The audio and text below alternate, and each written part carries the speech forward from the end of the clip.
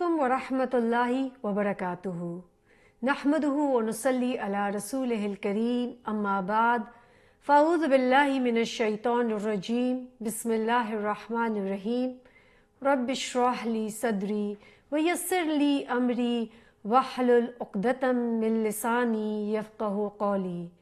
ناظرین، پروگرام وہ جن سے اللہ راضی ہوا کے ساتھ قبل سکندر آپ کی خدمت میں حاضر ہے۔ ناظرین، آج جس صحابیہ کے بارے میں ہم بات کریں گے وہ ہیں سیدہ فاطمہ الزہرا رضی اللہ عنہا، حضرت حسن اور حسین کی والدہ، نبی کریم صلی اللہ علیہ وسلم کی سب سے چھوٹی صاحبزادی۔ آپ کی ولادت بعثت نبوی سے کچھ سال پہلے ہوئی تھی۔ حضرت خدیجہ رضی اللہ عنہ کے بطن سے آپ مکہ مکرمہ میں پیدا ہوئیں۔ اس سے پہلے حضرت خدیجہ اور رسول صلی اللہ علیہ وسلم کی 3 بیٹیاں تھیں، زینب، رقیہ اور ام کلثوم رضی اللہ عنہم۔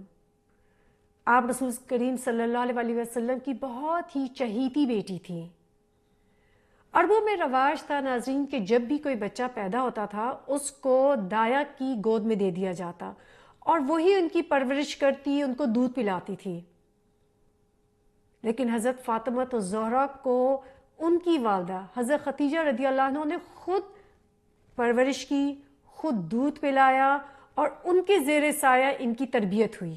جب حضرت خدیجہ رضی اللہ عنہا کی وفات ہو گئی تو آپ صلی اللہ علیہ وسلم کی آیا ام ایمن اور حضرت علی کی والدہ فاطمہ بنت اسد نے آپ کی تربیت کی، اور آپ کی پرورش میں ان دونوں عورتوں نے بہت ایک اہم کردار ادا کیا۔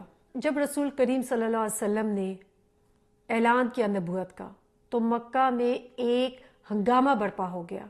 آپ صلی اللہ علیہ وسلم کو طرح طرح سے تکلیفیں دی گئیں، لوگوں نے اعتراضات کی بوچھاڑ کر دی۔ یہ وہی لوگ تھے جو اللہ کے رسول صلی اللہ علیہ وسلم کو پہلے صادق اور امین کہتے تھے، اب آپ کے قتل کے منصوبے بنانے لگے، اور پھر انہوں نے ایک نیا طریقہ یہ سوچا کہ ایک اقتصادی بائیکاٹ کر دیا جائے۔ ان تمام مصیبت کی گھڑیوں میں، تمام مشکلات میں حضرت فاطمہ الزہرا جن کے بچپن کے دن تھے لیکن اس کے باوجود اللہ کے رسول صلی اللہ علیہ وسلم کی مدد کرتی تھی، نہایت صبر اور تحمل سے ان تمام مشکلات کو برداشت کیا۔ حضرت عبداللہ بن مسعود فرماتے ہیں کہ ایک مرتبہ رسول کریم صلی اللہ علیہ وسلم مسجد حرام میں نماز پڑھے تھے۔ ابو جہل اور اس کے ساتھیوں کو ایک شرارت سوجھی۔ انہوں نے کیا کیا کہ اونٹ کی اوجری لے کر آ کر نبی کریم صلی اللہ علیہ وسلم پر ڈال دی جب وہ سجدے میں گئے۔ اب اتنی بھاری اوجری اور آپ صلی اللہ علیہ وسلم سجدے سے اٹھ ہی نہیں سکتے تھے اور خوشی سے تالیاں بجانے لگے۔ کسی نے جا کے حضرت فاطمہ رضی اللہ عنہ کو بتایا تو حضرت فاطمہ رضی اللہ عنہ بھاگتی بھاگتی ہیں جبکہ چھوٹی سی بچی تھی، اور انہوں نے آ کے آپ صلی اللہ علیہ وسلم کے اوپر سے وہ اوجری اتاری، آپ کو صاف کیا۔ رسول کریم صلی اللہ علیہ وسلم کو اس بات کا اتنا دکھ تھا کہ آپ نے اللہ تعالیٰ سے ان کے خلاف التجا کی کہ الہی ابو جہل بن ہشام، شیبہ بن ربیعہ اور عقبہ بن ابی معیط اور امیہ بن خلف کو اپنے شکنجے میں جکڑ لے۔ اللہ تعالیٰ نے آپ کی یہ گزارش سنی۔ ان میں سے 3 جو تھے وہ غزوہ بدر میں ہی مارے گئے اور ایک جو ہے وہ قید ہو کر آیا۔ آپ دیکھیں کہ حضرت فاطمہ اس وقت کتنی چھوٹی سی بچی ہیں اور اپنے والد کی کس طریقے سے مدد کرتی ہیں، ان کی حفاظت کرتی ہیں۔ آپ سب جانتے ہوں گے شیب بن ابی طالب کے بارے میں۔ شیب بن ابی طالب وہ گھاٹی تھی جس میں مسلمانوں کو محصور کر دیا گیا تھا۔ جب آپ صلی اللہ علیہ وسلم نے نبوت کا دعویٰ کیا اور لوگ اسلام قبول کرنے لگے تو قریش مکہ کو کچھ سمجھ نہیں آ رہا تھا کہ اب کس طریقے سے اس کو روکا جائے۔ انہوں نے اپنی طرف سے ایڑی چوٹی کا زور لگا دیا، تکلیفیں دی، جیسے حضرت بلال کو مارا گیا، پیٹا گیا، کس طریقے سے قتل کر دیا گیا، لیکن پھر بھی کوئی اپنے ایمان کو چھوڑنے پہ تیار نہیں تھا۔ اور جب حضرت حمزہ نے اور حضرت عمر رضی اللہ عنہ نے اسلام قبول کیا تو تب تو مکہ میں ایک ہنگامہ برپا ہو گیا۔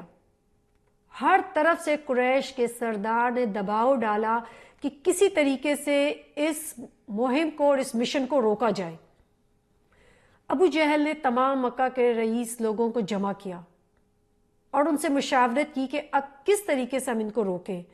تو اس مجلس میں نضر بن حارث بھی بیٹھا ہوا تھا جو نہایت ایک چالاک انسان تھا، اور اس نے مشورہ دیا کہ بنو ہاشم اور بنو مطلب کا سوشل بائیکاٹ کیا جائے، ان سے لین دین، خرید و فروخت، بالکل رشتے ناطے بھی ختم کر دو، اور انہیں شیب بن ابی طالب کے اندر محصور کر دو، اور کڑی نگرانی کی جائے کہ کوئی چیز ان تک نہ پہنچ پائے، کھانے پینے کی، یہاں تک کہ صحابہ کو پتے کھانے تک کی نوبت آ گئی تھی. یہ لوگ بھوکے پیاسے رہتے لیکن کوئی قریش کے ظالموں کو ترس نہیں آتا تھا، اور یہی ان کا پلان تھا کہ یہ لوگ تڑپ تڑپ کے مر جائیں. اس طریقے سے مسلمان 3 سال تک وہاں پہ رہے، لیکن حضرت ختیجہ رضی اللہ عنہ اور حضرت فاطمہ الزہرا جو اس وقت 12 سال کی تھی، نہایت صبر، تحمل، تمام بھوک اور تکلیفوں کو سہ کر آپ صلی اللہ علیہ وسلم کے ساتھ وہاں پہ رہیں. کہتے ہیں اس تمام تکلیفوں میں حضرت فاطمہ کو اتنی جسمانی کمزوری ہو گئی کہ جو ہمیشہ وہ اسی طرح کمزور رہی تھی، اور حضرت ختیجہ کی تھی انہی میں وفات ہی ہو گئی تھی. اسی دور میں رسول صلی اللہ علیہ وسلم طائف روانہ ہوئے. وہاں پر بھی لوگوں نے آپ صلی اللہ علیہ وسلم پہ بہت ظلم کیا، آپ پر پتھر برسائے گئے، آپ صلی اللہ علیہ وسلم لہو لہان ہو گئے. آپ صلی اللہ علیہ وسلم نے جا کے ایک باغ میں پناہ حاصل کی. فرشتے آئے اور انہوں نے کہا کہ اگر آج آپ دعا کریں تو 2 پہاڑیوں کے درمیان اس پورے طائف کو کچل دیا جائے گا. لیکن اللہ کے رسول صلی اللہ علیہ وسلم نے ان کے لیے ہدایت کی دعا کی.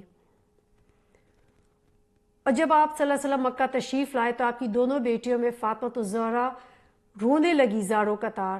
تو آپ صلی اللہ علیہ وسلم نے ان سے فرمایا کہ بیٹی پریشان نہ ہو، اللہ اپنے دین کی مدد کرے گا اور اپنے نبی کو غالب کرے گا. تنگی کے بعد آسانی کے دن ضرور آئیں گے. اور پھر اس کے بعد ایک بہت ہی خوبصورت واقعہ ہوا جو ہوگا حضرت فاطمہ الزہرا کی شادی کا، اور اس کے بارے میں ہم بات کریں گے بریک کے بعد. کہیں نہ جائیے گا، ملتے ہیں ایک بریک کے بعد. السلام علیکم ورحمۃ اللہ وبرکاتہ.